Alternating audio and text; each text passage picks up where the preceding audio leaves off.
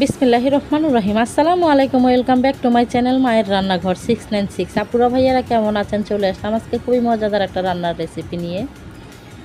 এই 2টা ডিম আর 2টা আলু দিয়ে কিন্তু পুরো পরিবারের খাবার হয়ে যাবে। কিভাবে এই রান্নাটা খুব সহজে আমি খুবই মজাদারভাবে করব, আসুন একটু কষ্ট করে দেখে নেই। 2টা আলু আমি ছিলে নিয়েছি, ধুয়েও নিয়েছি পানি দিয়ে। এই গ্রেটারটা দিয়ে, চিকনটা দিয়ে আমি আলুগুলো কুচিয়ে নিব। দেখেন কতটা মিহি করে আলুটা কুচানো হয়ে গেছে। যেহেতু আলুটা আমার আগে ধোয়া ছিল, এখন আর ধোয়ার প্রয়োজন নাই। দিয়ে দিলাম সামান্য একটু আদা রসুন বাটা,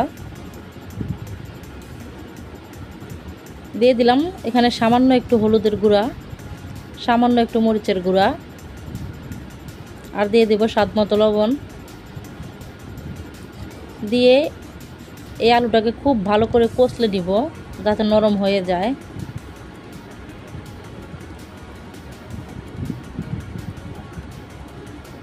এই রেসিপিটা এত মজাদার আর বানানো এত সোজা। যাই হোক, খুব ভালো করে আলুটাকে আমি কষলে নিয়েছি। এখন 2টা ডিম ভেঙে নিব, ভেঙে খুব ভালো করে একটু ফেটিয়ে নিব।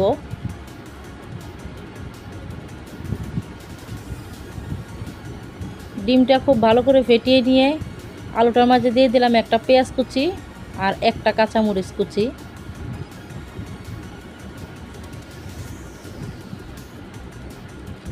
খুব ভালো করে আবার কষলে নিলাম। এখন দিয়ে দিলাম ফেটানো ডিমটা, এটা দিয়েও খুব ভালো করে কষলে নিব। তারপরে 15 মিনিটের মতো রেস্টে রেখে দিব। অবশ্যই কিন্তু রেস্টে রেখে দিতে হবে, তাহলে স্বাদটা কিন্তু অনেক গুণ ভালো আসবে। আগে থেকে চুলায় একটা কড়াই বসে দিয়েছিলাম, পরিমাণ মতো তেল দিয়ে হালকা একটু গরম করে নিয়েছি। তারপরে মেখে রাখা ডিমের এবং আলুর যে মিশ্রণটা আছে ওইটা দিয়ে দিলাম। চুলাটা একবারে মিডিয়াম টু লো আছে থাকবে। এখন ঢেকে দিব 10 মিনিটের জন্য মিডিয়াম আছে। 10 মিনিট পর ফিরে এলাম। এখন আলতো হাতে একটু উল্টে দিব। যেহেতু এক হাতে ভিডিও, উল্টাইতে একটু কষ্ট হবে, তবুও উল্টে দেবো একটু কষ্ট করে। আমার আপুরা ভাইয়ারা যারা এখনও লাইকটা দিতে ভুলে গেছেন, ভালোবেসে লাইকটা দিয়ে দিবেন।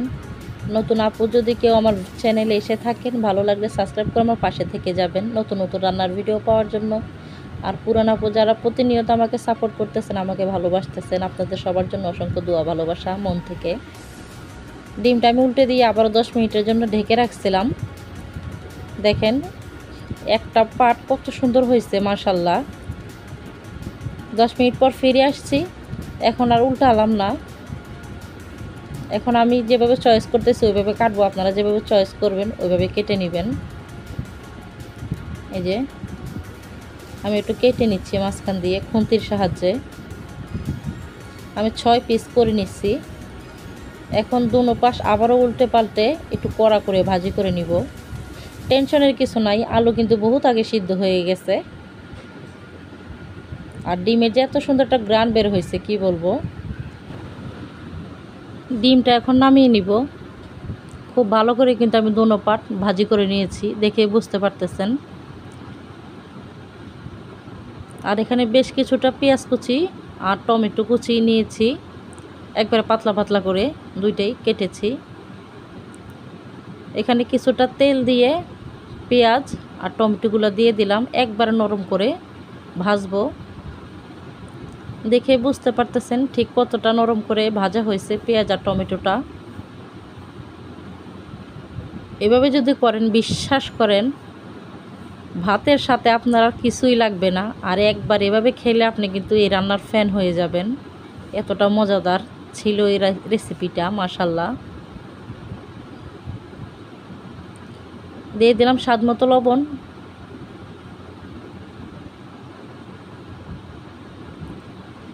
সামান্য একটু হলুদের গুঁড়া আর সামান্য একটু মরিচের গুঁড়া দিলাম। আর কিছুই কিন্তু লাগবে না, একবারে সিম্পলভাবে এই রেসিপিটা। দেখতে যতটা লোভনীয়, খেতে কিন্তু তার দ্বিগুণ মাশাল্লাহ। আমার আপুরা ভাইয়েরা কে কোথা থেকে আমার ভিডিওটা দেখছেন, যারা এখনও লাইকটা দেন নাই ভালোবেসে কিন্তু লাইকটা দিয়ে দিবেন। আর যারা চলে গেছেন তাদেরকে আল্লাহ হাফেজ। যারা এখনও আমার সাথে আছেন, সুন্দর রেসিপিটা দেখে নিচ্ছেন, আপনাদের সবার জন্য অসংখ্য অসংখ্য দোয়া আমার মন থেকে। সবাই পরিবার নিয়ে সুস্থ থাকেন, ভালো থাকেন, এই দোয়াই করি। আপনারাও আমার জন্য দোয়া করবেন। কতটা লোভনীয় হয়েছে এই মশলাটা দেখেন, মাশাল্লাহ। একটু সময় নিয়ে একটু ভাজা ভাজা করে নিতে হবে। চুলার আঁচ কিন্তু বাড়ানো যাবে না, মিডিয়াম টু লো আঁচেই রাখতে হবে। তারপরে যে ভেজে রাখা ডিম আলুটা দিয়ে দিলাম। এখন উল্টে পাল্টে নিব এই মশলার সাথে, তাহলে কিন্তু তৈরি গরম ভাতের সাথে মজাদার একটা খাবার রেসিপি। খুব সহজে কিন্তু তৈরি হয়ে গেছে। ছোট বড় সকলেই কিন্তু চেটেপুটে খাবে এই রেসিপিটা, মাশাল্লাহ। আমার এখানে ডিমের অংশ কমে গেছে, দেখেই বুঝতে পারতেছেন খাওয়া হয়ে গেছে আমাদের।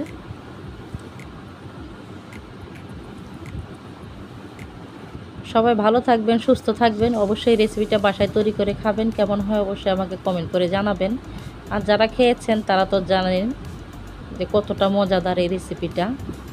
সবাই ভালো থাকবেন। আজকের মতো আপনাদের সবার কাছ থেকে বিদায় নিচ্ছি। ইনশাল্লাহ আগামীতে আবার নতুন কোনো রেসিপি নিয়ে দেখা হবে।